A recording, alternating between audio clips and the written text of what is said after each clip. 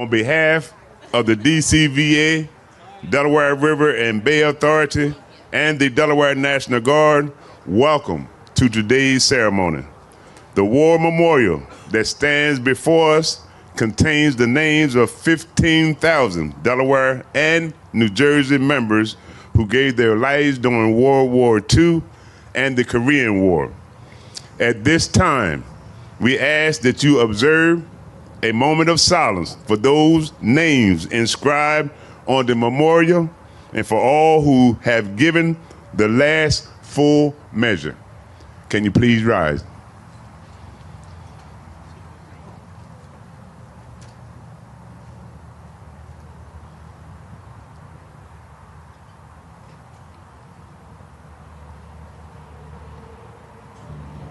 Please rise for the presentation of the colors by the Delaware National Guard, Joint Honor Guard, and National Anthem sung by Army Specialist Carter Stephan.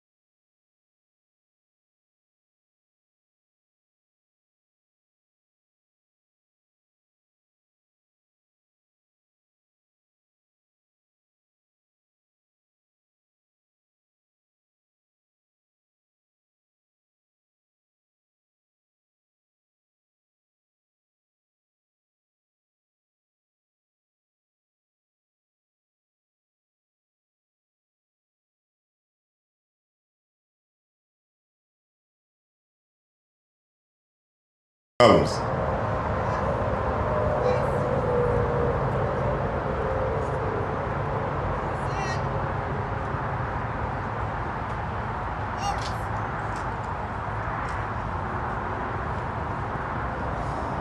Oh, say, can you see by the dawn's early light what so proudly we hailed at the twilight's last gleaming, whose broad stripes and bright stars through the perilous fight o'er the ramparts we watched were so gallantly streaming, and the rocket's red glare, the bombs bursting in air, gave proof through the night that our flag was still there.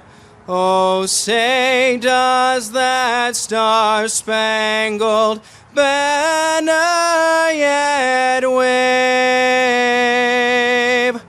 o'er the land of the free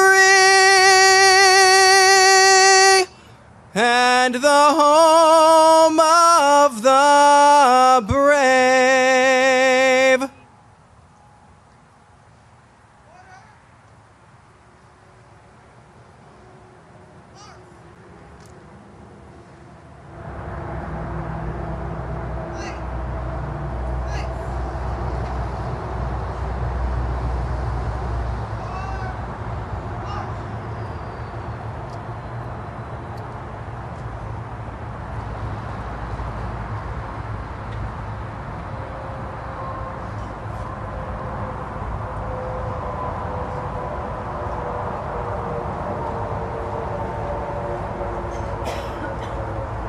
Please remain standing.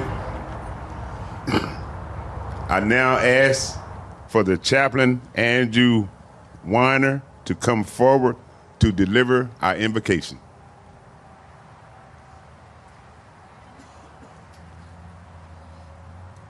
Let us pray.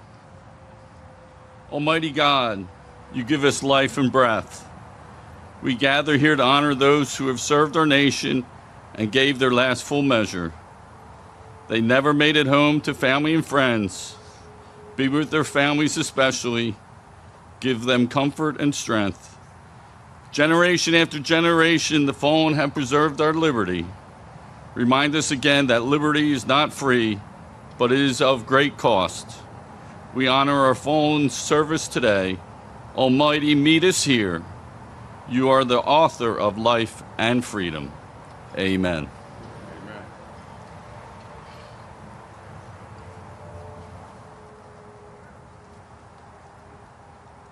Thank you, Chaplain.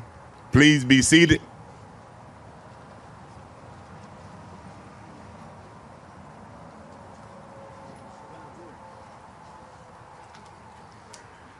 At this time, we would like to recognize our distinguished guests in the audience.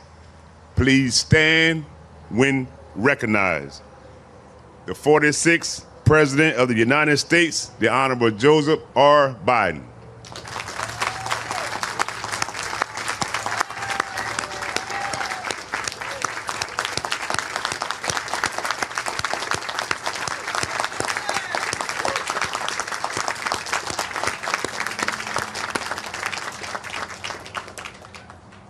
Acknowledgements from our Honorable Governor, Matthew Myers, during his absence and his regret. The Honorable Lieutenant Governor Carl Evans Gay.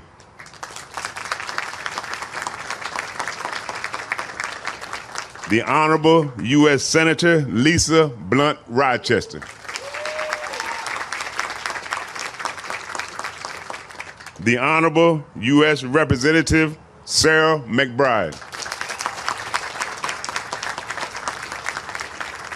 The Honorable former U.S. Senator Tom Carper.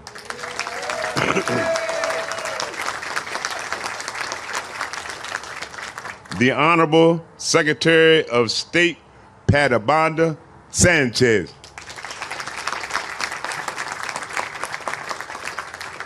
The Honorable Delaware Attorney General Kathleen Jennings.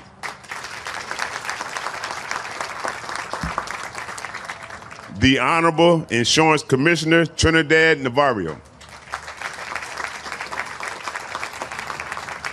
The Honorable Delaware Auditor of Accounts Lydia York. Adjutant Major General James Benson.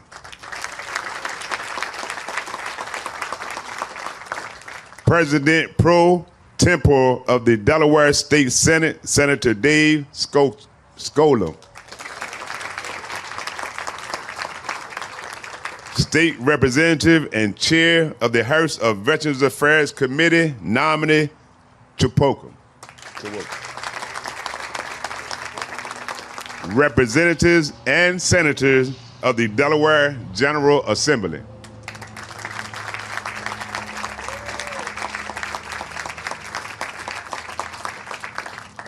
Executive Director of the Delaware River and Bay Authority, Tom Cook.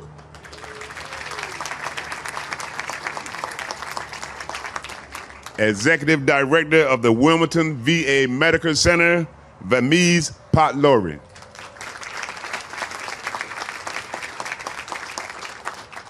Acting Director of the Office of Veterans Services, Dennis Linden.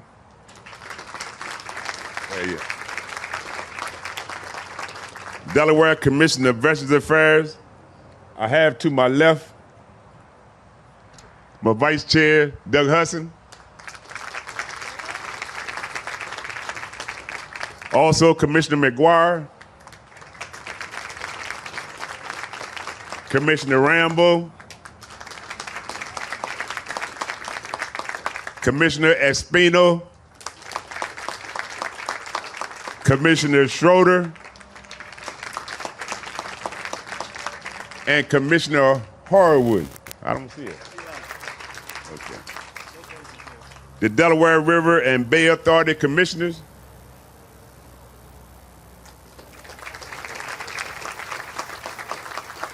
And last but not least, our Gold Star families.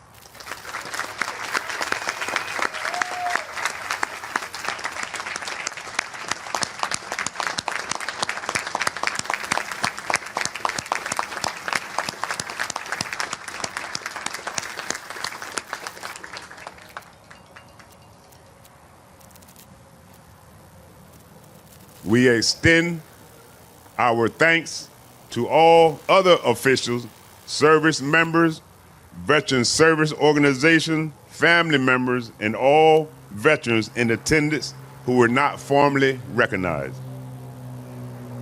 It is now time for our Memorial Day messages. At this time, please welcome former U.S. Senator Tom Carper.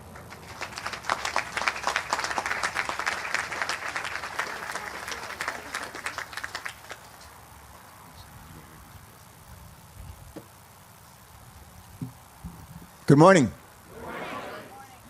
How are you doing? Great to be with all of you today. Martha and I are delighted that you're here. We're delighted that we are here. We've been coming here for some of us. Been coming here for quite a while, Mr. President, and it's glad we're able to make it, and delighted that you're all able to make it as well. To all of our elected officials that lead our state, our county, help lead our country. Lisa Blunt Rochester, whose office is in 513 Hart, my old office in the United. She's Joe, her office. She sits at my old desk, and it looks a lot better. I must say, but it's great to be here with all of you. I want to start off with some thank yous, if I may. I want to thank the people of Delaware for welcoming me here. Gosh, over 50 years ago, I'd been a naval flight officer in the Vietnam War, 3 tours, and came back home to the U.S. and made my way to Delaware. And got an MBA at the University of Delaware. Thank God for the GI Bill. Anybody here use the GI Bill? Anybody here use the GI Bill? Let's hear it for the GI Bill. This guy right up here probably did more than anybody I know to make sure we have a terrific GI Bill. But thank you for that GI Bill. Thank you for giving me the privilege to serve as your state treasurer, as your congressman, as your governor, and as your United States senator. What a privilege it has been. I want to. My job is to sort of like to introduce the 46th president of the United States. Ever try to introduce somebody that doesn't need an introduction? Well, at this audience with these people and all of you here today, this particular fellow doesn't need an introduction. My guess is that all of us could come up here and everybody could help give that introduction, but I think it falls on me to do that today. Before I do that, I want to take a minute, if I can, and share with you, not everybody knows how we ended up with Memorial Day. In fact, my guess is most of us don't. And I'm just going to take, before I introduce President Biden, I'm going to take just a minute or two and just kind of tell us where Memorial Day came from. How do we end up with Memorial Day in this country?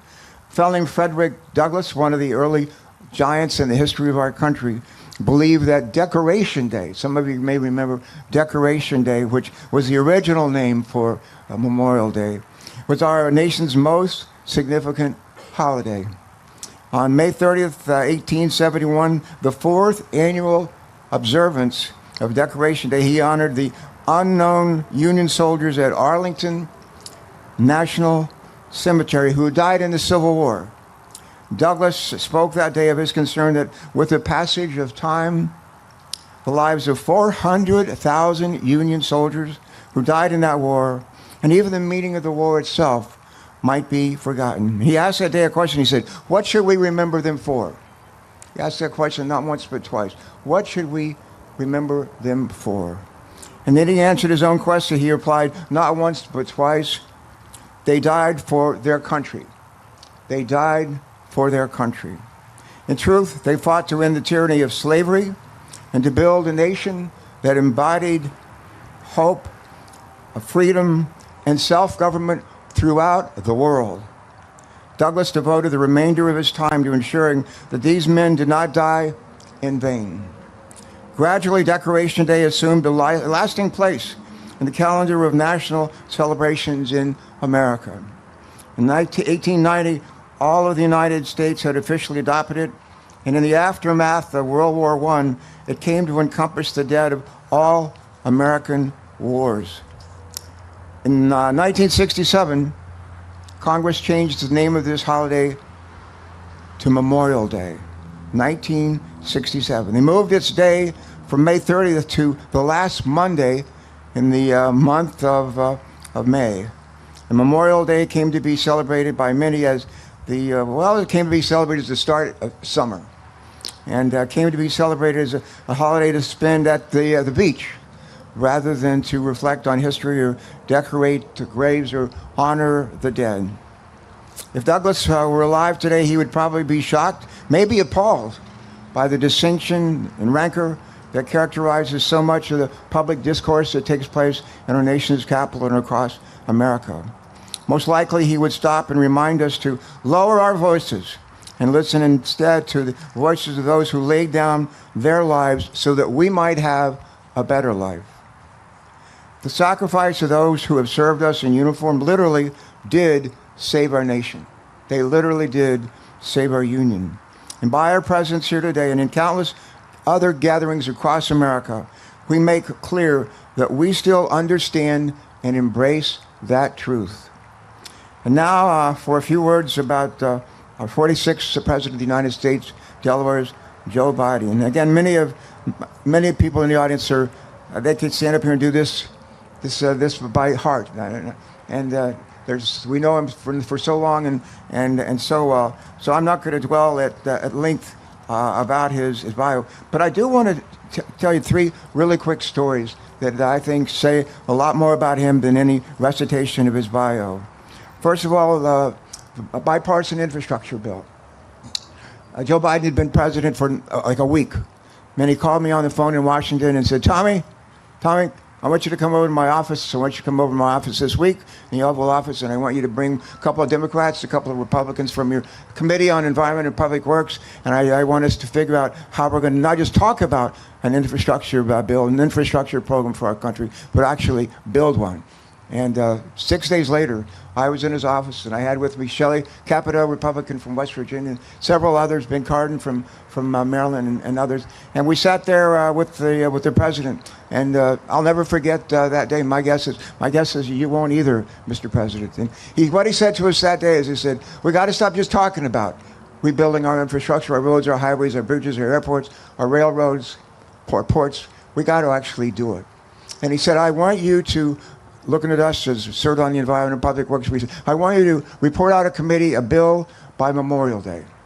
I want you to report out to the Senate a bill by Memorial Day. And we said, yes, sir. And we talked for it a little bit longer and then left. And I remember standing outside your office, and somebody said to me, who's going to do this? And I said, we are. We are. By the end of that summer, we actually took up on the Senate floor and the House floor the biggest infrastructure bill ever in history of the history of our country. And before Thanksgiving, President Joe Biden put his name on that legislation, and we were off and running. But it took his leadership, his insistence that we have not just Democrats in the room, but Republicans as well. Not just the House, but the Senate. And that's what we did. And it led us to the biggest infrastructure bill ever, and helped launch one of the strongest economic recoveries in the history of our country. That's one story I wanted to share with you. Another story I want to share with you deals with Ukraine. Anybody here ever been to Ukraine? I know some have. Some have actually been to Ukraine. And President Zelensky, the president of Ukraine, wonderful human being, was speaking a couple of months ago to a combined session of the House, of the Senate, and we all gathered in the old Senate chamber, and it's really packed, really crowded, and President Zelensky was introduced. And I sat in the audience, like right where you're sitting, that far away, and he was up here, was introduced to speak and spoke. I was wearing that day, as I am today, a lapel pin that combines the U.S. flag and the Ukrainian flag. And I noticed in the course of his remarks, his eyes kept coming back to my lapel pin, my flag pin. And when he finished speaking, huge audience, Democrats, Republicans on the House and Senate, and a great applause. I thought it would never end. And when he finished, the event finished, he didn't just leave. He literally walked over to where I was standing. And I stood up, and I said, Mr. President, you are a hero to President Zelensky. I said, "You are a hero." He took his hand, I'll never forget it. He put it right on this lapel pin that has the Ukrainian flag and the American flag. He put it right there. And he said, no, he said, "You are our heroes." And he said, and President Biden is the biggest hero of them all. We in the Ukraine, we love him, we love him, we love him. One last quick story, and I'll pass the baton. Martha and I have a couple of boys, and the youngest one is Ben. They grew up in public schools here in Delaware and turned out pretty well. And Ben got in, couldn't get, he was waitlisted at the University of Delaware. That's a joke. But he ended up getting into William and Mary. And we were driving down to William and Mary to help him move into his dorm as a freshman at William and Mary. And as we're driving down with the car that day with Ben and Martha and myself, I don't think Christopher was with us that day, but we're driving down and the phone rang. And it was a time when Barack Obama was the nominee, going to be the nominee of the Democrats for president, and he was trying to figure out who to make his running mate. And there was a lot of speculation that it might be Evan Bayh, it might be this person, it might be Joe Biden. And we were expected to hear, literally that day, it was a Saturday, we were literally expected to hear that day who Barack was going to choose as his running mate. And the phone rang, and on the phone was Joe Biden. And I said to him, I said, are you going to be the vice president? He said, no, I'm not calling about that. I said, well, what are you calling about? He said, I called to talk to Ben. Really?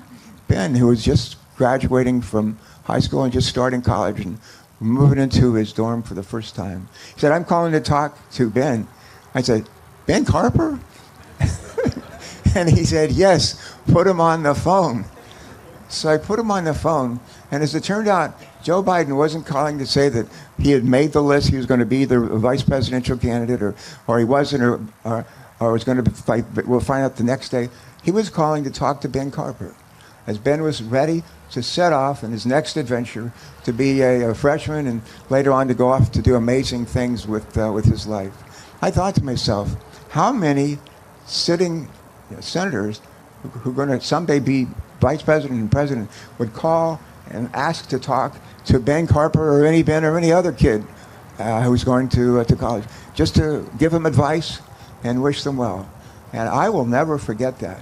I will never forget that. And I would just suggest if that were your kid, your son or daughter, you would not forget it either.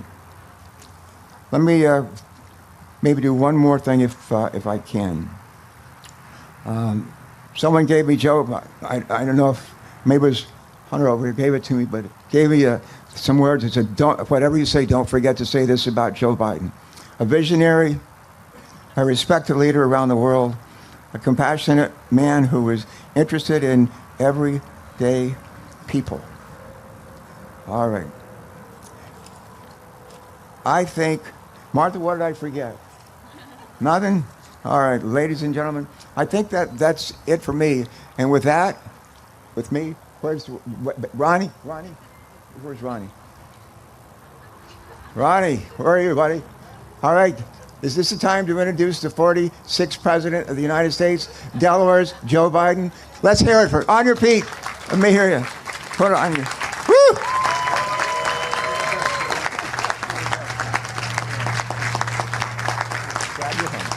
Glad you're home. Thank you. No, come on, you can do better than that. Go on. Knock it out of the park.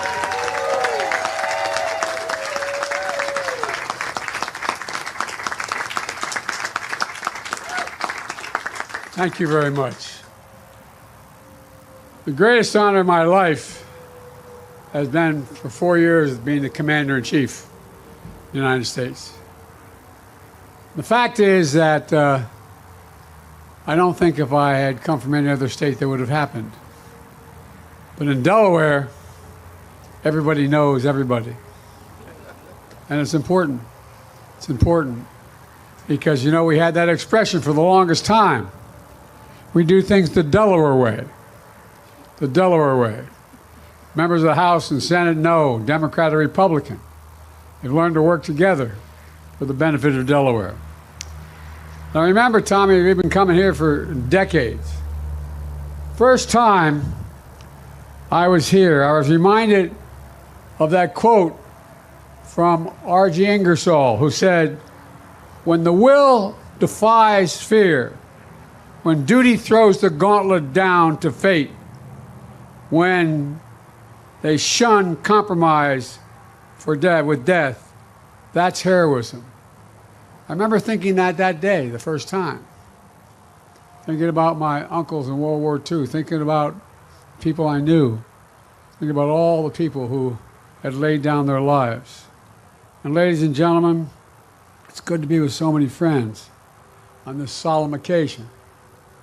Tommy, Kyle, Lisa, Sarah, Nolan, and you're all outstanding leaders and proud Delawareans.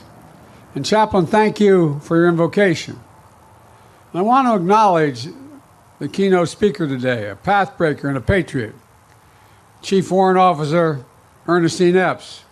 Ernestine, thank you. Thank you for being willing to do this. I'm looking forward to hearing you. Folks,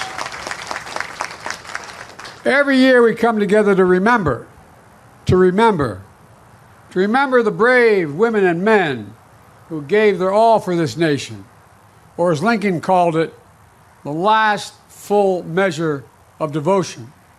That's what it was, the last full measure of devotion. They laid down their lives so we could live our lives in peace, and maybe the most important word, with possibilities.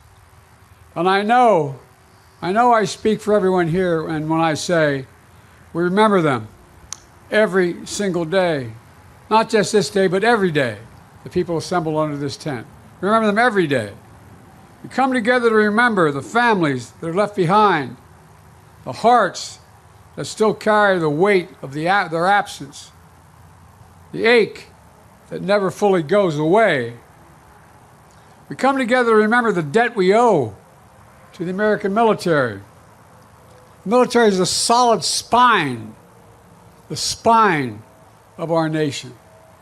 Our troops, our veterans, our military families, and our Gold Star families in particular. Only around 1% of all Americans defend 99% of us. 1%. Just 1% of Americans risk the ultimate sacrifice. We owe them so much more than we can ever repay them. We have many obligations as a nation, but only one truly sacred obligation. Sacred obligation. That's to equip those we send into harm's way and care for them when their families when they come home and when they don't come home. It's a sacred obligation. I know for many of you, Memorial Day, like for us, is deeply personal. For the Bidens, this day is the 10th anniversary of the loss of my son, Bo, who spent a year in Iraq. And to be honest, it's a hard day. His son and I, Hunter, who's here in the crowd, I don't know where you're sitting, Hunter, but all the way in the back there.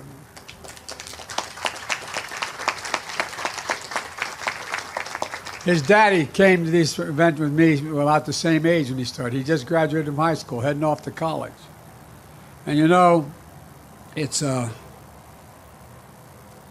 being with all of you, but quite frankly, makes things a little bit easier. It really does. So thank you for allowing me to grieve with you. Some of you knew my son, Bo. He served in the Delaware National Guard, including a year in Iraq. Remember, I got a phone call. I was in Washington. Dad, what are you doing Friday? I said, what do you need, honey? He said, I want you to pin my bars on. I said, pin your bars on? You have 2 kids, Dad, somebody's got to do this, Dad. Proudest day of his life was putting that uniform on. That's not a joke. That's not hyperbole. That's real. And you know, it's one of the proudest things I ever did, pinning his bars on him. And it means so much to our family that the headquarters of the Delaware National Guard has been renamed after Bo. His legacy lives on. His children, his grandchildren, his great-grandchildren, like those you lost, will be remembered. They'll remember who he was. And just like the legacy of all our fallen heroes lives on, they live on in us. And they live on in the strength and freedom of our nation. That sounds like hyperbole, but it's real. It's literal. So everyone who came here today to grieve with grief in your heart, please know you're not alone. You'll never be alone. And your loved one will never be forgotten. Period. My friends, Memorial Day is about something profound. Our politics have become so divided and so bitter. All the years I've been doing this, I never thought we'd get to this point. But we are. Our troops don't wear a uniform that says, I'm a Democrat or I'm a Republican. It says, I'm an American. I'm an American. That's who I am. I'm serious about this. I'm not joking. And folks, our politics has become, as I said, so divided. They wear the uniform of the United States of America. The only nation in the world, literally, not free, the only nation in the world founded on an idea. An idea. Every nation was founded on geography, ethnicity, some unifying principle, but not an idea. The idea of America was founded on, we hold these truths to be self-evident, that all men and women are created equal, endowed by the Creator with certain inalienable rights, life, liberty, pursuit of happiness. We mean it. That's who we are. That's what makes America the most unique nation in the world, literally, not figuratively. In fact, folks, you know, for generation after generation, the profound idea has been defended by ordinary citizens who stepped up and answered the call. Because of them, American democracy has endured for nearly 250 years. Every generation has to fight to maintain that democracy. Every time, every generation. Because of them, our government is still of the people, by the people and for the people. They are we, and we are still free.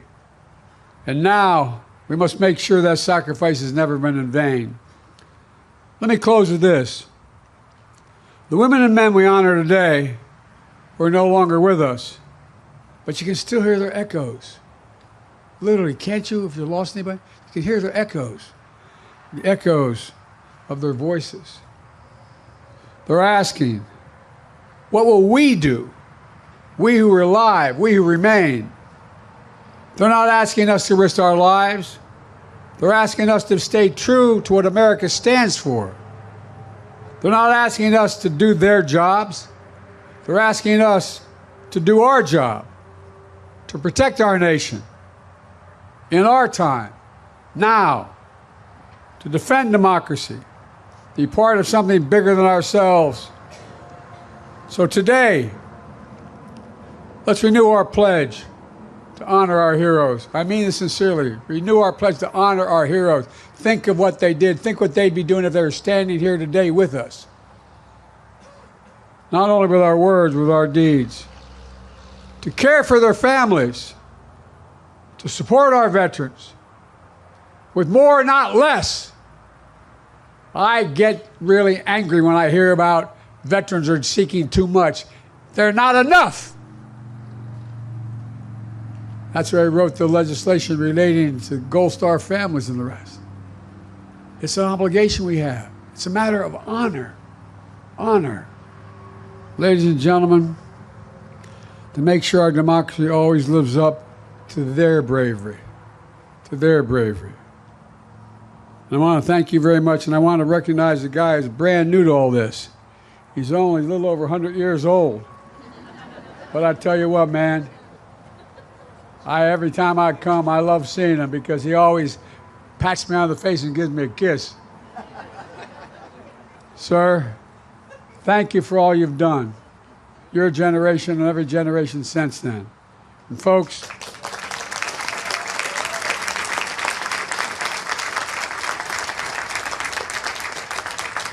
And I want to say this from the bottom of my heart. Thank you, particularly to the Gold Star families.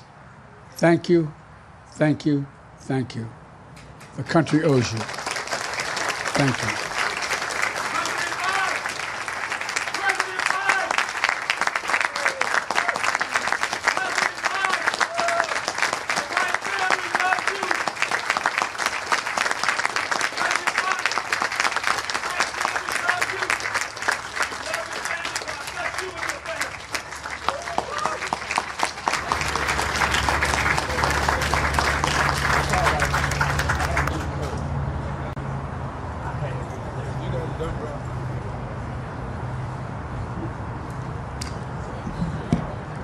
Thank you, Senator Carper and President Biden.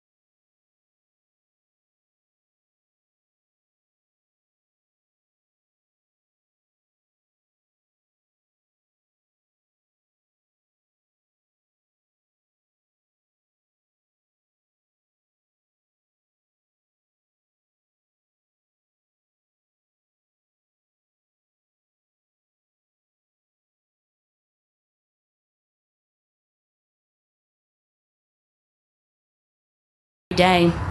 And to many who are gathered here today, welcome back. This ceremony of remembrance has been for many of us, an important annual touch point. A time and a place to remember, yes, but also to rededicate, refocus, recommit to the work that we do every day, with the humble hope that it honors the sacrifices of those who have given everything so that we may be free. For those joining us for the first time, welcome, and we hope to see you back. May you too become connected to this place, to this community, and to our shared obligation and pledge to be good and true stewards of this republic for whom some gave all. To our active military members here today and to our veterans, thank you. We know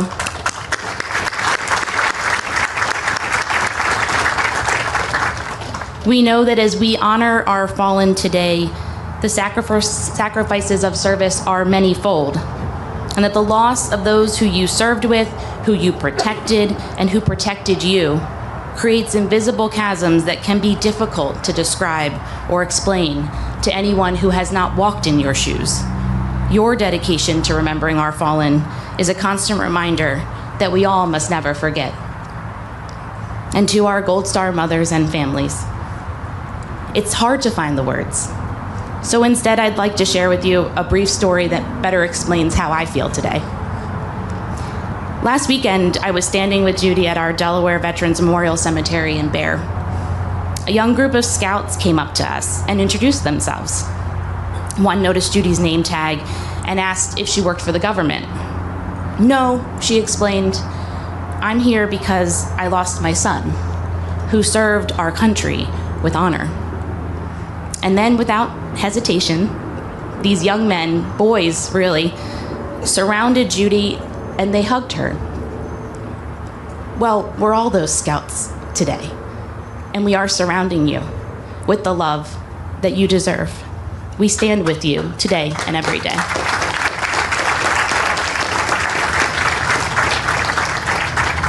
Because even when Memorial Day ceremonies conclude, our duty to the fallen does not. We continue honoring them by telling their stories, teaching their values, and upholding the promises they fought so hard to protect. President John F. Kennedy once said, "As we express our gratitude, we must never forget that the highest appreciation is not to utter the words, but to live by them." We honor our fallen by living lives worthy of their sacrifice, striving to uphold the standard of service they set in the roles we are privileged to hold. And we honor the fallen by telling their stories. These past few weeks, as my children have been counting down the final days until summer arrives, they have also noticed the fields of flags as I shuttle them from one activity to the next. Questions about those fields have given me the opportunity to be that storyteller, to sustain the memories of those we have lost, and to honor the service of those I know and love. To tell them about their uncles and their grandfather who enlisted in the armed services as young men, only to return aged beyond their years. To share the honor I felt as a young attorney, walking alongside an attorney general who not only served our country, but whose work and advocacy protected children here at home.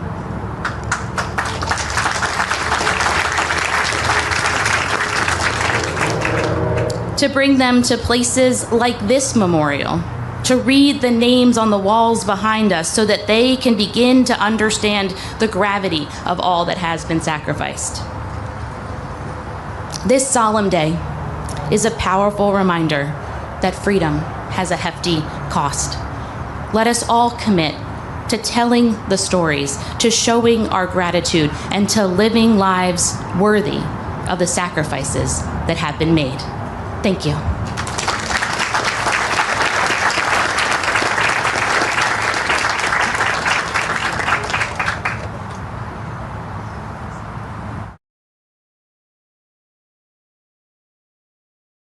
To, I guess, backtrack. When I was mentioning our representatives, I left out one person, and that is the mayor of Wilmington, John Carney.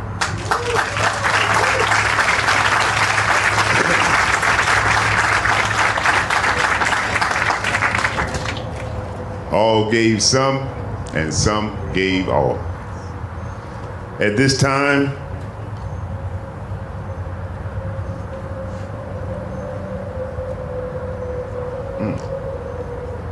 I lost my thought. Sorry to my heart. At this time, I'm going to introduce our next speaker, Senator Lisa Blunt Rochester.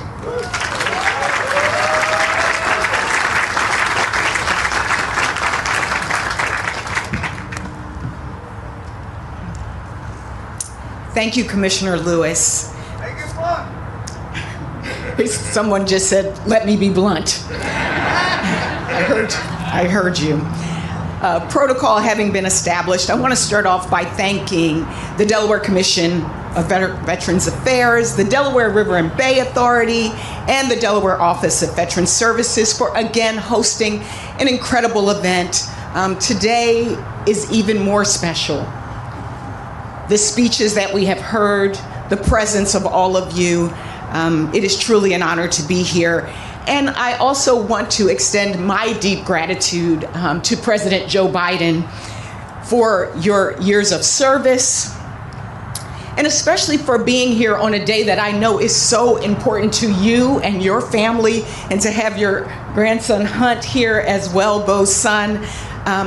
One of the things that was not mentioned is your commitment in ensuring that the PAC Act, like not just thinking about veterans, but living up to the ideals, the promises that we made.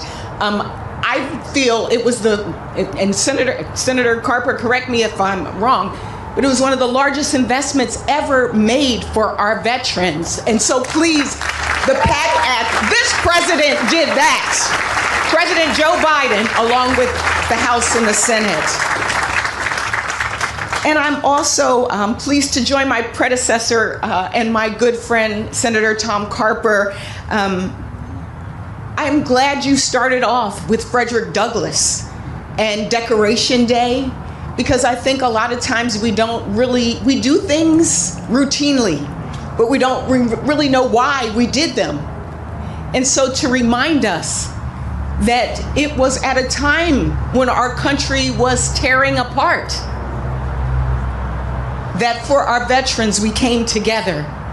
And so thank you so much for your service. To our Lieutenant Governor, Kyle, what a beautiful, beautiful tribute you gave as well in representing our governor in our state. And to all of the incredible elected officials, I'm proud to be here with our Congresswoman Sarah McBride and also representing Senator Chris Coons in his absence as well. Thank you to all of the leaders of our state, all of the veterans, the service members, the families, and our community at large. Thank you for joining us. I am reminded that soon we will celebrate the 250th anniversary of our country. 250 years. 250 years. Memorial Day calls to us. It calls upon us to remember those who fought for liberty, for freedom, and for justice, and for what it means. It is a day to recommit to those values and to pledge ourselves to service in the memory of those who gave all. Memorial Day is also a day of reflection, and it's also a day of gratitude to the families, especially the Gold Star families. Gratitude for those who paid the ultimate sacrifice. And today we know there are so many stories up and down this state throughout the years, the 250 years. Whether it is Private First Class Frank J. Cox, a Wilmington resident who lost his life in 1943 during the invasion of mainland Italy in World War II, or SP5 Richard Dennison of Sussex County, who lost his life in 1971 when a Chinook collided with a Republic of Korea plane in Vietnam.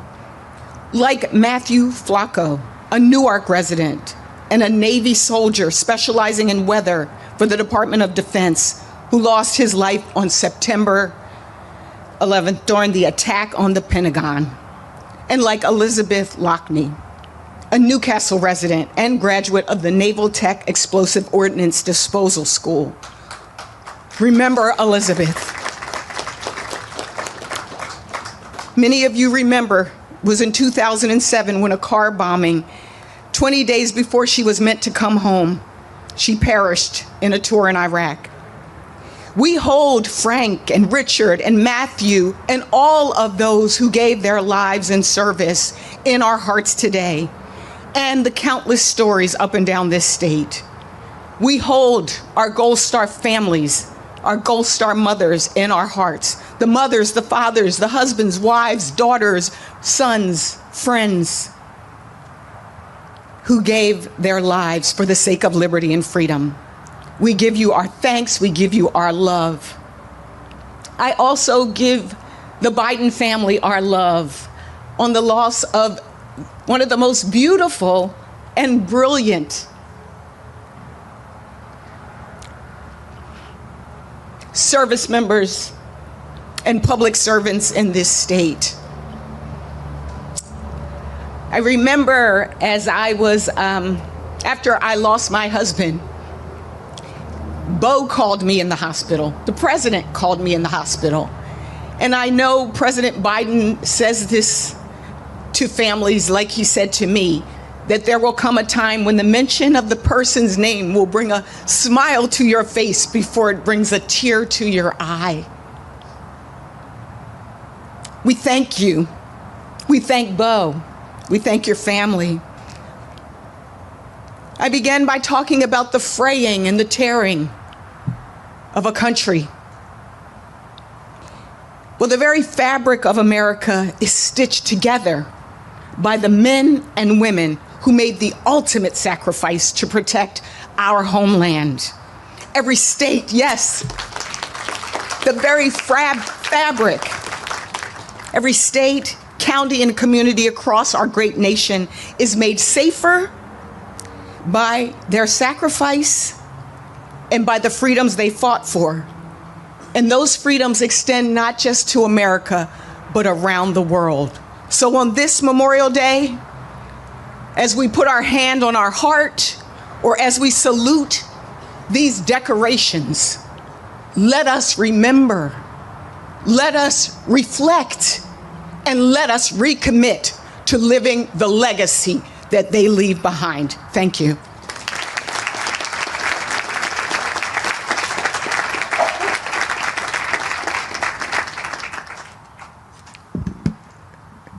At this time, please welcome U.S. Representative Sarah McBride.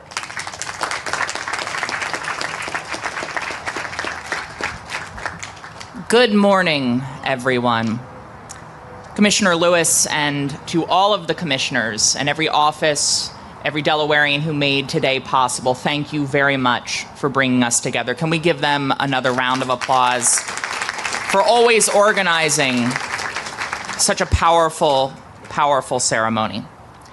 It is an honor to join you all today as your new representative in Congress. While I have joined for this ceremony before alongside my former colleagues in the Delaware General Assembly, it is a privilege to be before you all today representing the greatest state in the Union in Congress and to have the privilege of speaking before you today. It's a privilege to join so many friends. General Vavala, General Burton, thank you for your service. Mr. President, thank you for joining us today, for setting the bar in public service for Delawareans. I woke up today recognizing that this week is a solemn week. This ceremony is a solemn ceremony. But my heart was particularly heavy as I woke up and realized what you knew, which is that today is the 10th year since we lost Major Beau Biden to cancer.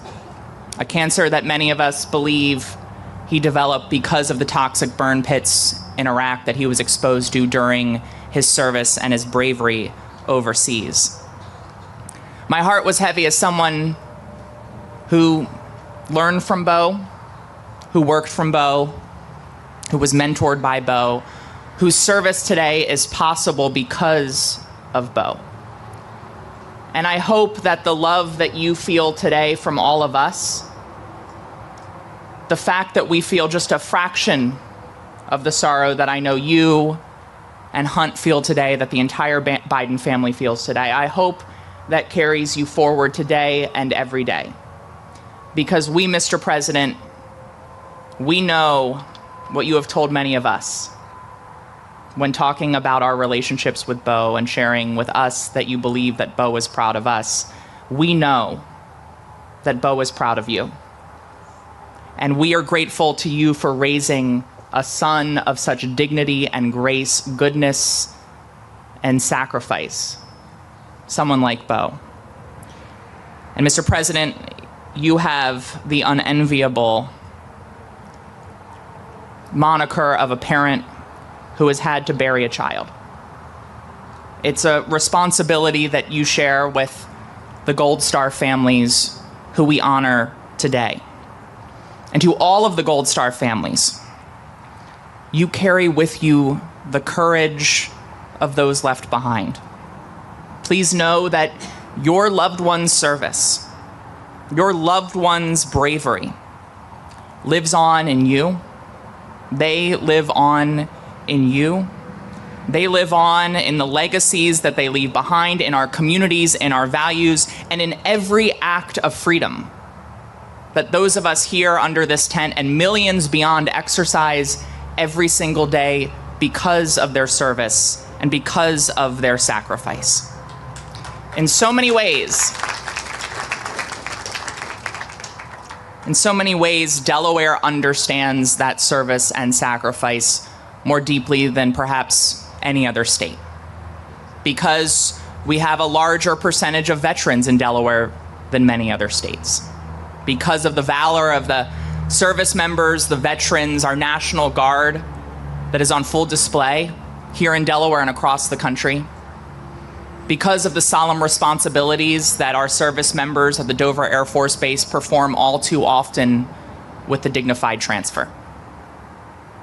Delaware understands that service and sacrifice better than most. And it is why all of us are here.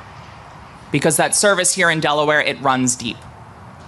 And it runs through every single person who is here, who served their nation. Individuals like retired Lieutenant Ray Fermani, someone who I first met through General Vavala. Ray, your presence here is more than just symbolic. It is living history.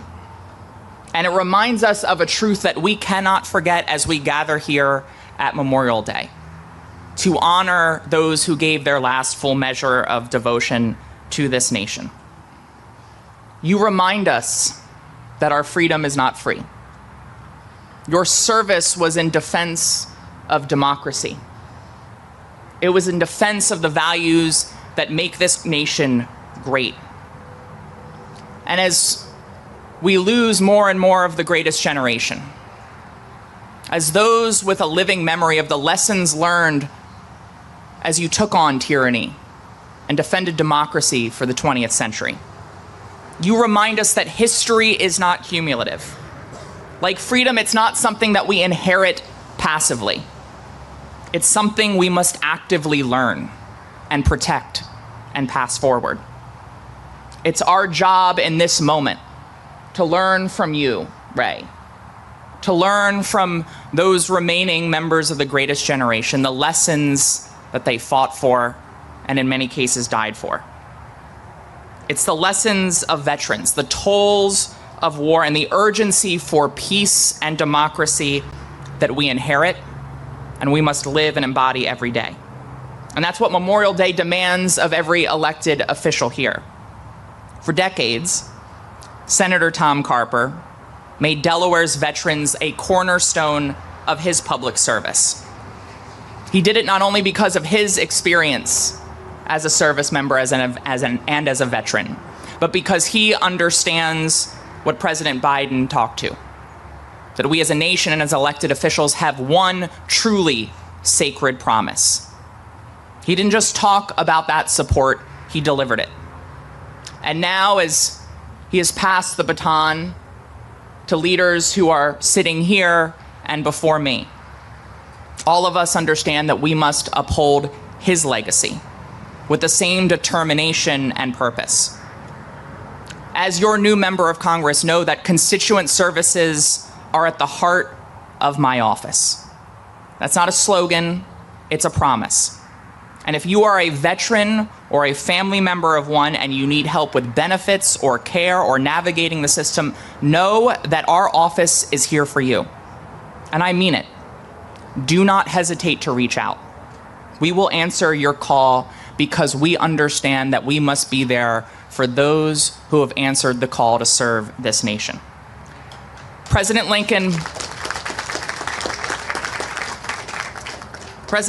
once charged us, quote, "Any nation that does not honor its heroes will not long endure."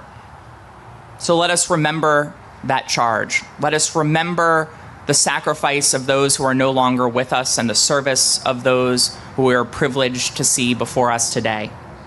Let us honor, and above all, let us honor that service with action. May God bless the fallen, may God bless their families, and may God bless the United States of America. Thank you all very much.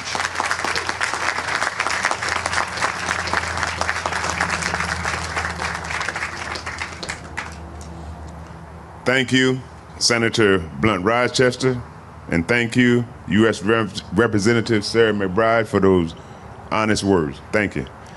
At this time, we're going to welcome the chair of the Senate House Veterans Affairs Committee, Representative nominee Chapoka.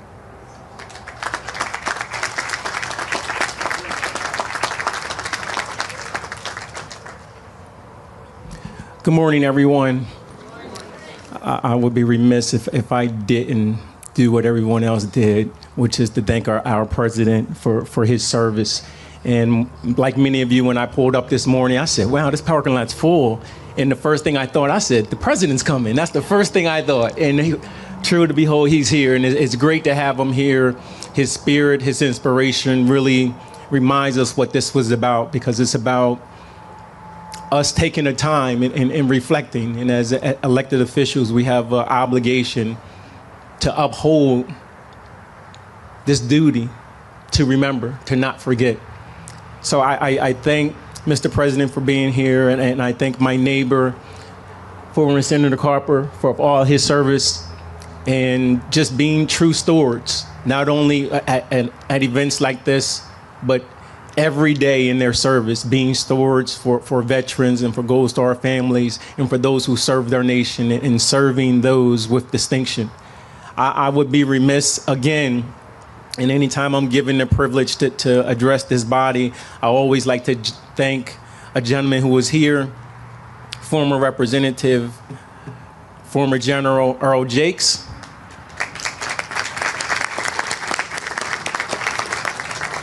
Former Representative Jakes was the speaker who was scheduled to speak on behalf of the House of Representatives as the veteran chair. And he graciously afforded me that opportunity when he didn't have to. He gave me the opportunity to speak. And thankfully, I think except for a few times I was away, I've been here ever since. So I thank the representative for allowing me this opportunity. I wrote a poem, and I edited the very poem, but it was called Memorial Day and the importance of remembrance. And it's just reminding us of why we're here today. It's days like today, it's moments like this when our country is at its strongest, unified in its mission, rooted in its tradition, patriotism unwavering, holding true, honoring those most deserving, bravery beyond words for our freedoms they were fighting to preserve. This day is more than parades or old glory flying or wreaths laid upon graves. This is the day for our nation, remembering the sacrifices that were made. When you really remember the legacy and tradition, Memorial Day is not just one day, it's every day. It makes a difference in the way that you're living. It's a daily honor, a tribute to what has been given.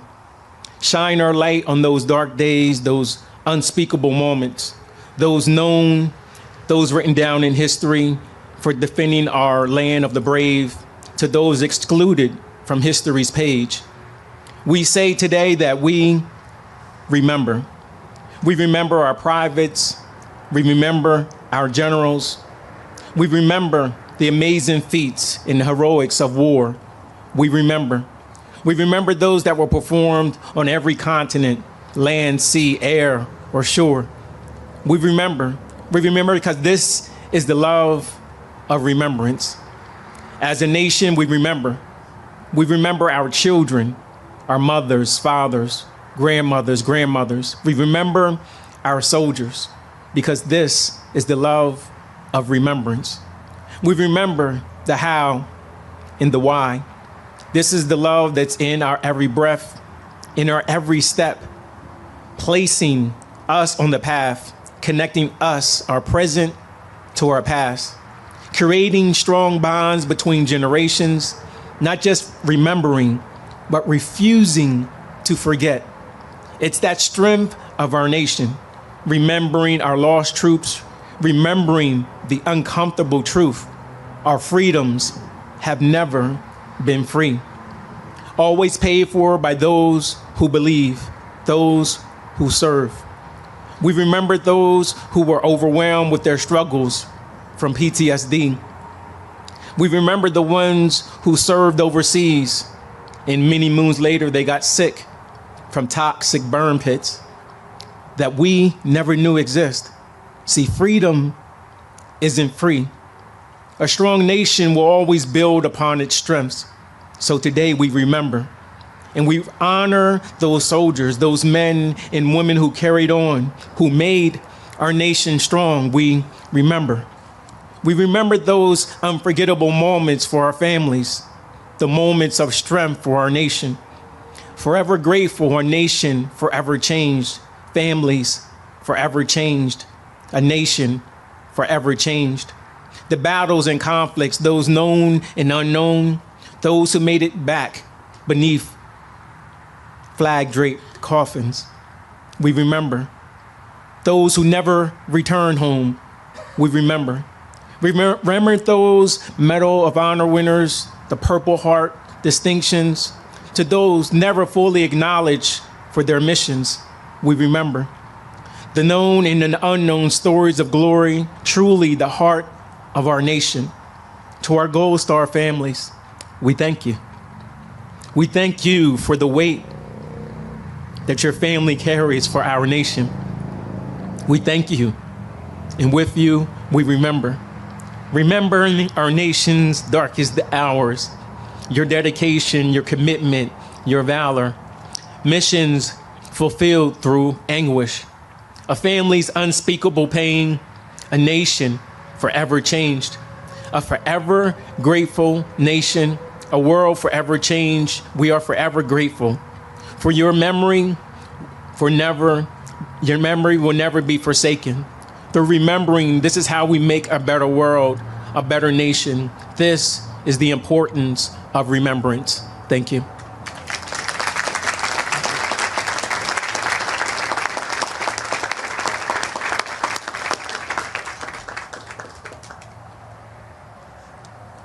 Thank you, Representative Chiwoka. It's an honor for me to introduce our keynote speaker, Command Chief Warrant Officer Ernestine Epps, a trailblazer in the Delaware Army National Guard.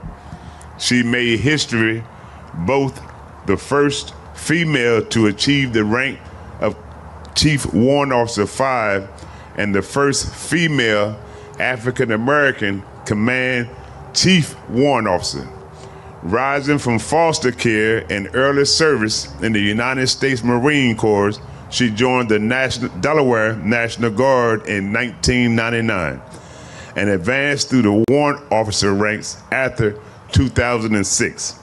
She holds an impressive educational credentials, including master's and bachelor's degrees from Wilmington University, alongside extensive military education.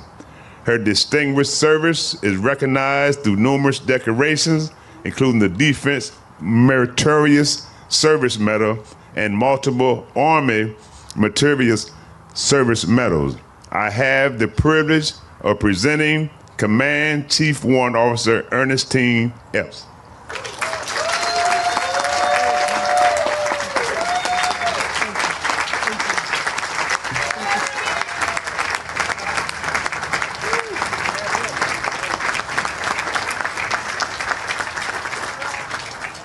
Good morning. I know protocol has been established, but I want to establish it again. President, thank you so much. Thank you for your service to our nation, and my family is praying for you. I had the privilege of serving with Bill. Thank you. Lieutenant Governor Kyle Evans-Gay, former Senator Tom Carper, Senator Lisa Blunt Rochester, Congresswoman Sarah McBride, Major General James Benson, our Gold Star families, military leadership, elected officials, service members, and friends, good morning. Good morning. I am Chief Warrant Officer 5 Ernestine Epps, and I am the Command Chief Warrant Officer for the Delaware Army National Guard. And I have been to this event many times, sometimes in the back of the room, but today it is my profound honor to be your keynote speaker. I am gratefully thankful. Mic check, can you hear me in the back? Because somebody just put up perfect, awesome. Now, if some point you stop hearing me because I drift away, just wave your hand. Now, I will forget and I will wave back at you, but I will eventually remember and I will speak into the mic. Also, before I begin, I'd like to know who I'm speaking to. So this is a roll call of sorts, and it includes active, veterans, National Guard, and reservists. So first, is there any Air Force here in this house? Oh God, let's do it again. Is there any Air Force here in the house? Perfect. I knew you guys would wake up. What about the Army? Are you here? I knew it. I knew it. I knew it. Navy. Is there any Navy here? Perfect. I'm going to hold on to my hat for the next one. Is there any Marines here? I knew it. Coast Guard. And our last sister service, the Space Force. Also, I would be remiss if I didn't mention the various law enforcement agencies here in attendance. So thank you so very much for your sacrifice and your commitment to us.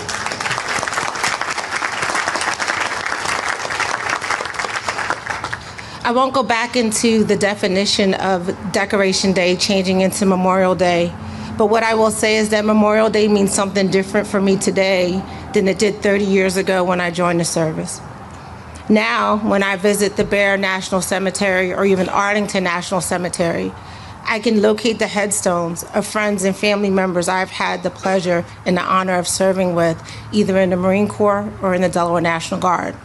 Soldiers like Major Franklin C. Blackman Jr. His smile could light up any room. And in 2009, Major Blackman passed away at 35 years old, just 8 days after his return from Iraq. Today, Major Franklin C. Blackman Jr., we remember your service. Or like Master Sergeant Mitch McKinney of the Delaware National Guard, whose favorite phrase was, "Too easy, Chief, too easy."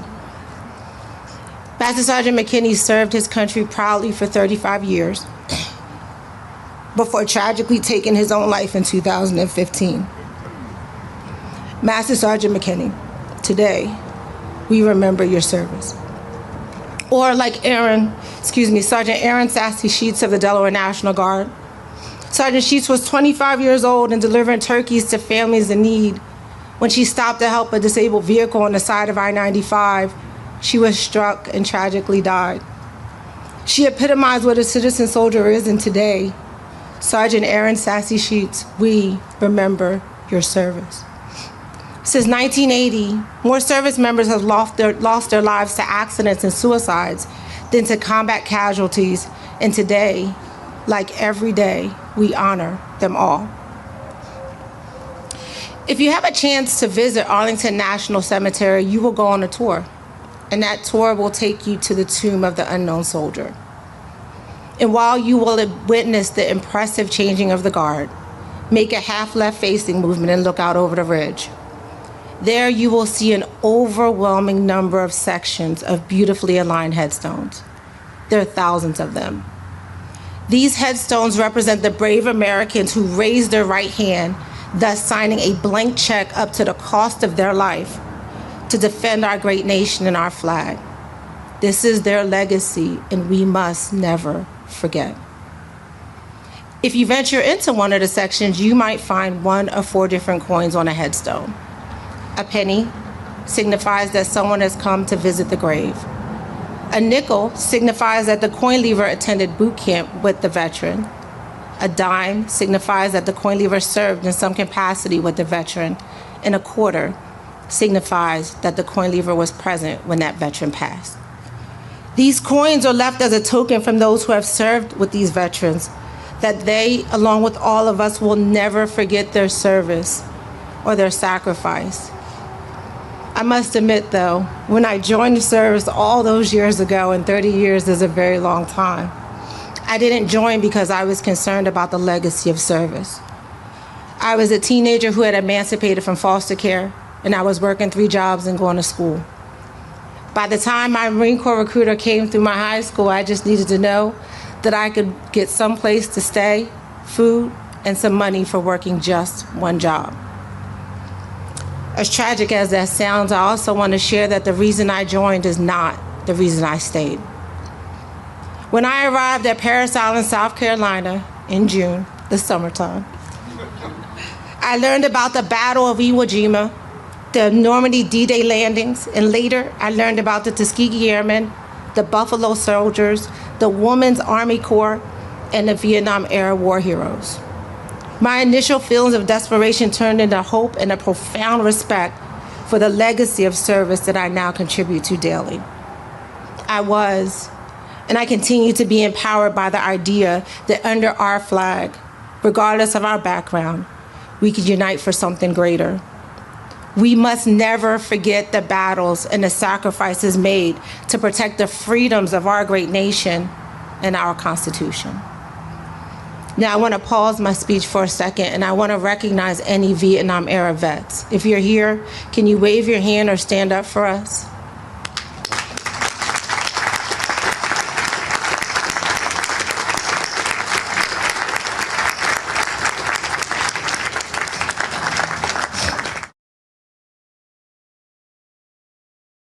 Service, and you will always have the gratitude of our nation. Thank you so very much for your service. I also want to say thank you to the brave veterans and the veterans organizations here in Delaware, such as the Patriot Riders, the American Legion, and the Veterans of Foreign War. I have had the honor of being at the Bear Cemetery where hundreds of you show up to ensure that unaccompanied veterans are properly buried. You exemplify what it means to never forget. Your service to those who have served is amazing. Thank you so very, very much.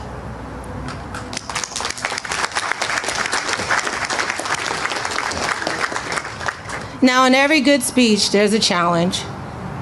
My speech is no different, except I have two. First, I challenge you all to not wait until our veterans are at the Bear Cemetery. There are veterans at the VA hospital in our communities right now who feel like they are forgotten. Go visit and let them share their stories. Secondly, the time from separation from service is one of the most dangerous for our veterans. They are leaving their families. Take the time and stay connected. Let us not forget about them. 22 a day is still too many. And in closing, one thing all of our fallen have in common is that they believed in one flag. It is the flag that I wear on my right shoulder, and the ones whose principles are etched in my soul, and the ones I demonstrate daily. And it is the same one that will drape my casket. And this I will defend. We must never forget to honor our fallen by living our values daily. The values of leadership and duty, respect, selfless service, honor, personal courage, and my very favorite, integrity. Thank you again for coming today to honor the legacy of those who have served. May we carry their memory forward with purpose and gratitude, and I pray that each of you has just an amazing day. Thank you.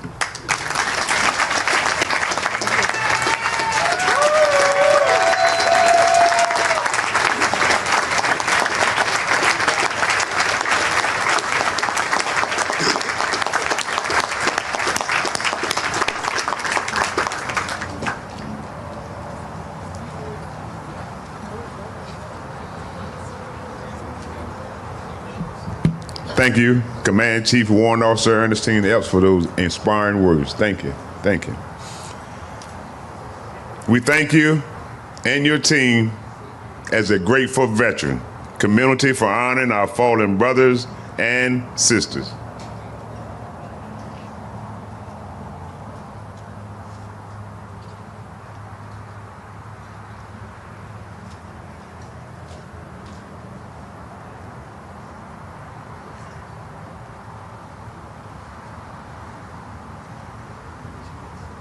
It is time for the floral tribute.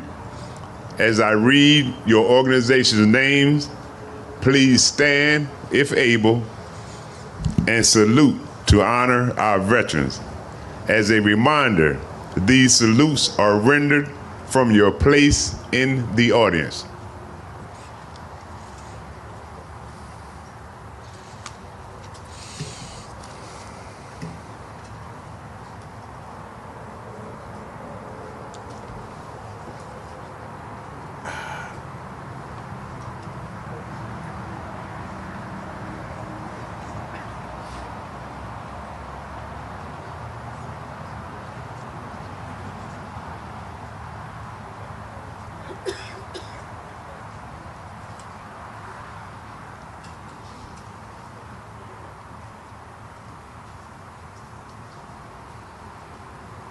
Thank you. Yes.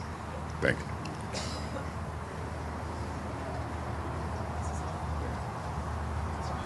Yes, sir. Thank you. We're going to start with the American Gold Star Mothers Incorporated.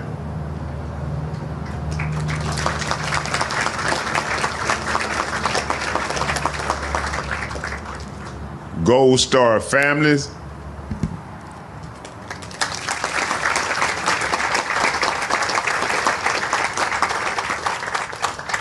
'46th President of the United States, the Honorable Joseph Biden.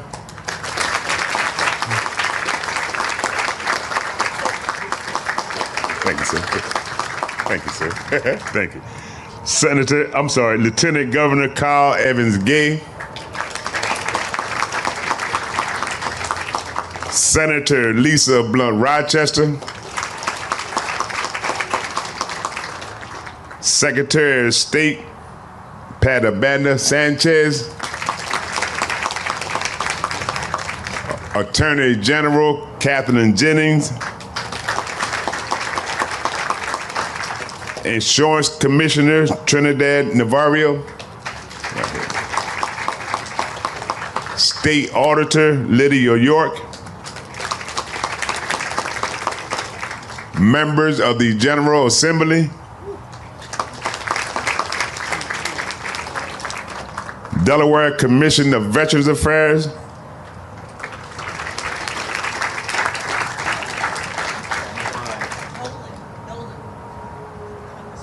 Oh, I'm sorry. Oh, man, I apologize. Representative Sarah McBride.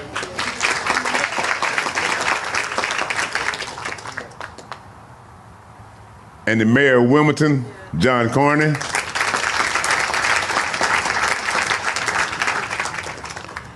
Air Force Sergeants Association.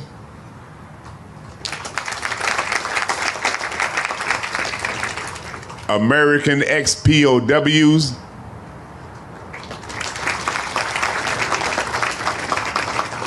American Legion and Auxiliary, Department of Delaware.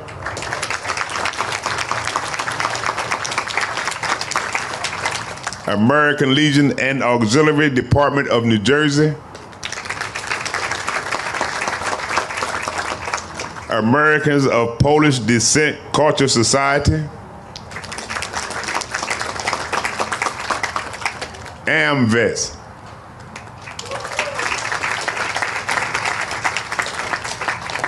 Association of the United States Army, Delaware Chapter.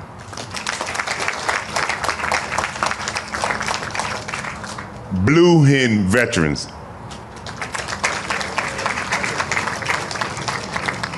Delaware Military Academy.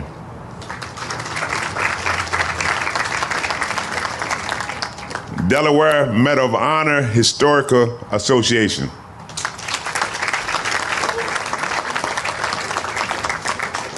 By the way, you're not winners. It's not a ball game. It's not a lottery. The word winner isn't the right one. It's recipients at the risk of their life. Please remember that, people. Don't use the word winner. Thank you. Thank you, Paul. Delaware Military Heritage and Education Foundation, Incorporated. Delaware National Guard.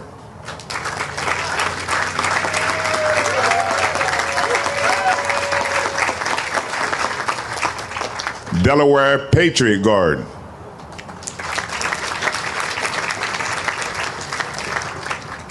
Delaware River and Bay Authority.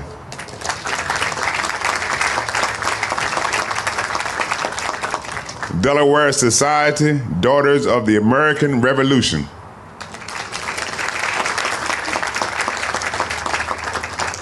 Delaware Veterans Incorporated.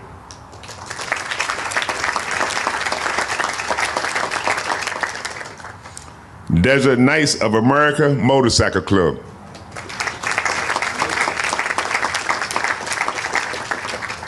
Disabled American Veterans and Auxiliary, Department of Delaware.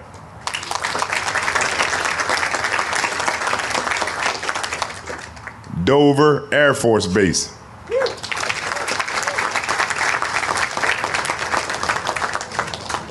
First State Military Academy.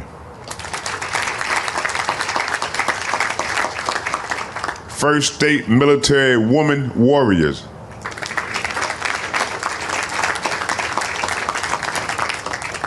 Fleet Reserve Association.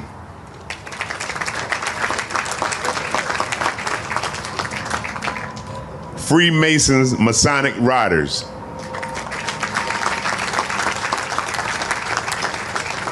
Heroes Welcome.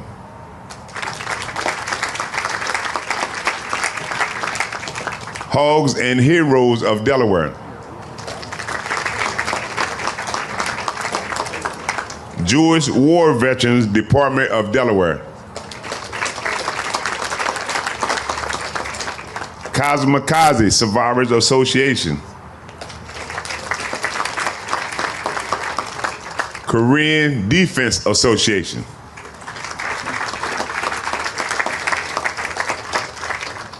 Korean War Veterans Association.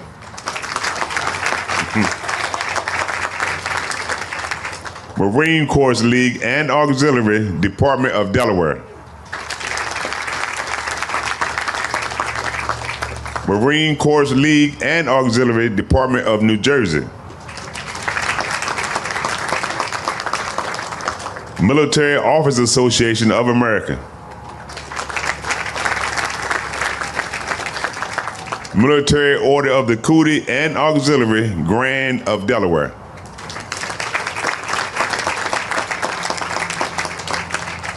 Military Order of the Cootie and Auxiliary Grand of New Jersey. Military Order of the Devil Dog.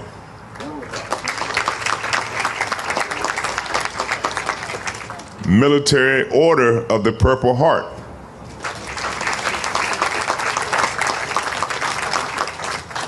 Military Order of the World Wars.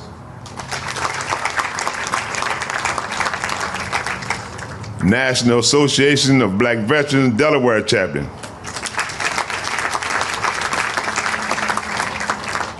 Paralyzed Veterans of America Colonial Chapter. Pilgrim Baptist Church Veterans Ministry. Purple Heart Riders.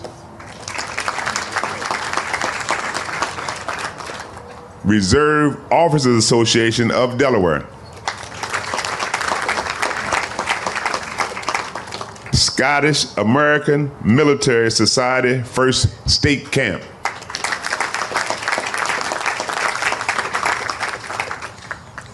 Silent Service Motorcycle Club.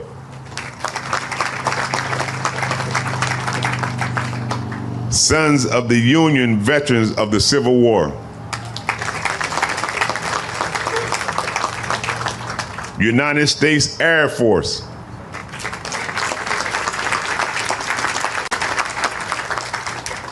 United States Army.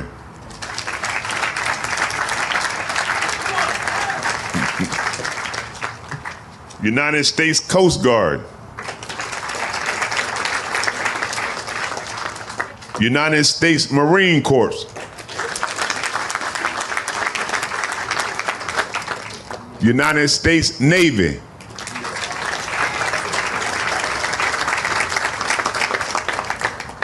United States Space Force.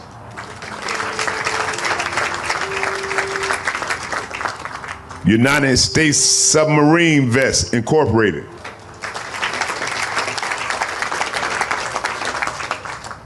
U.S. Department of Housing and Urban Development. U.S. Navy Cruiser Sailors Association.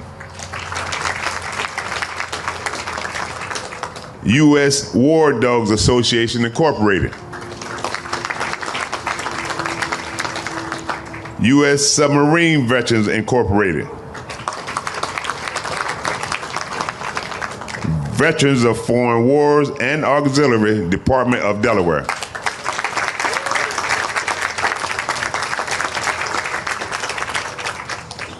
Veterans of Foreign Wars and Auxiliary, Department of New Jersey.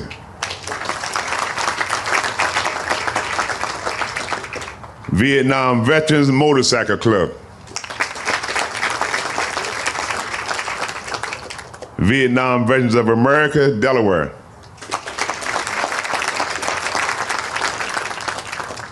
Warrant Officers Association, First State Chapter.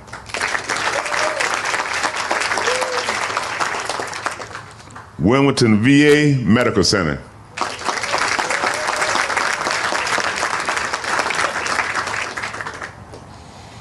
If your organization was not called and you wish to honor our veterans, please stand and salute at this time.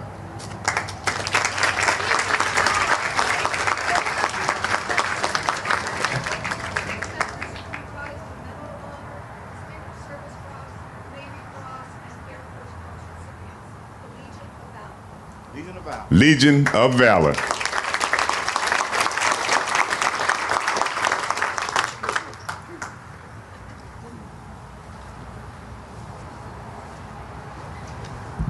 About 3 years ago, a number of us gathered on the Delaware River for the christening of the most modern fast-attack nuclear submarine in the Navy, the USS Delaware. And the entire crew sends their regards to you today. USS Delaware.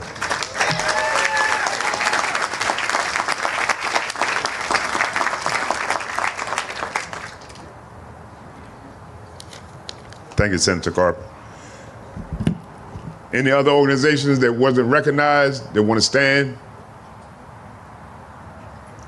At this time, I'm going to ask the acting director of the OVS, Dennis Lennon, will provide the closing remarks.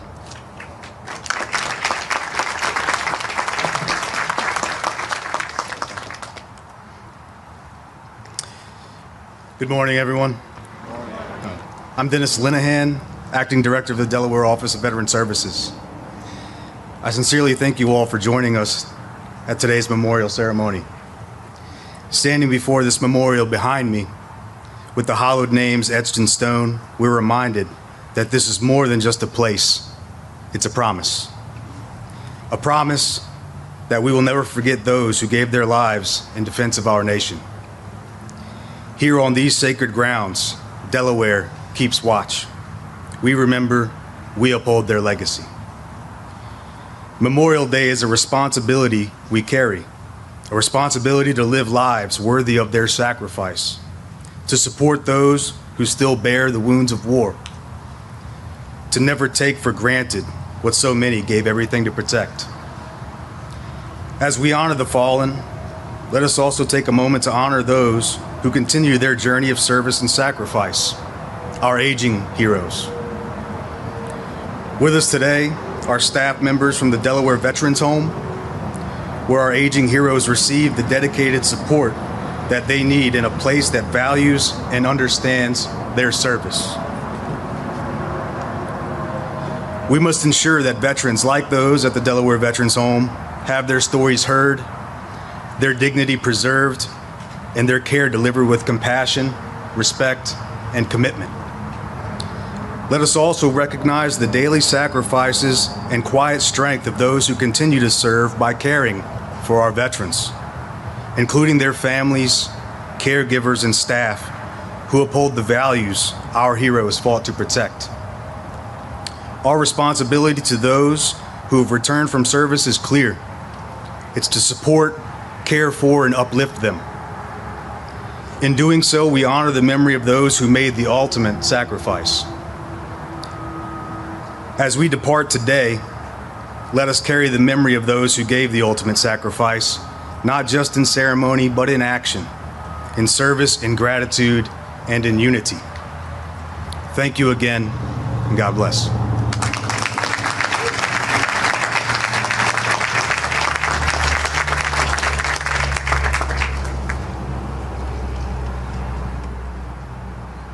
Thank you, Mr. Linehan. At this time, Chaplain Andrew Weiner, will you come forward for the memorial prayer?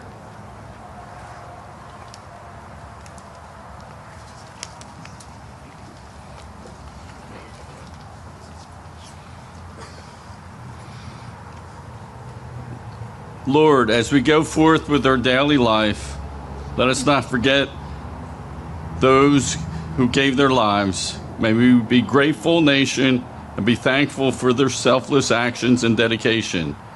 May we honor them in how we use the freedoms that they secured. May we use our freedom in a manner to create community and celebrate life. May you give our fallen heroes peace. Amen. Amen.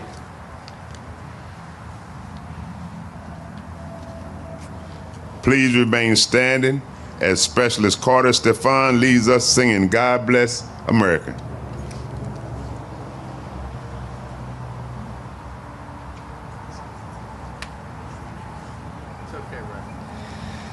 God bless America, land that I love. Stand beside her and guide her through the night with a light from above. From the mountain to the prairies to the oceans wide with foam. God bless America, my home, sweet home. God bless America, my home, sweet home.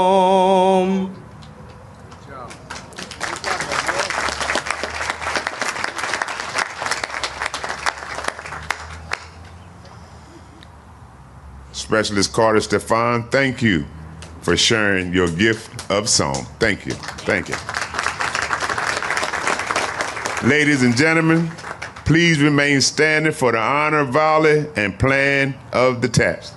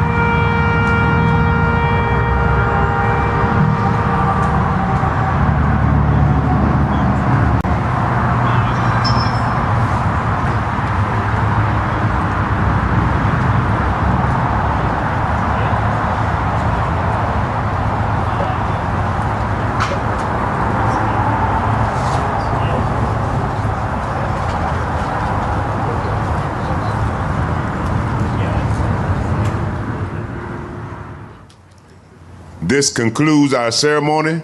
Thank you all for attending, and thank you all, our veterans and families, for your service and sacrifice. Great job. You got a great voice. Thank you. I want us to get a picture. All right. Out there.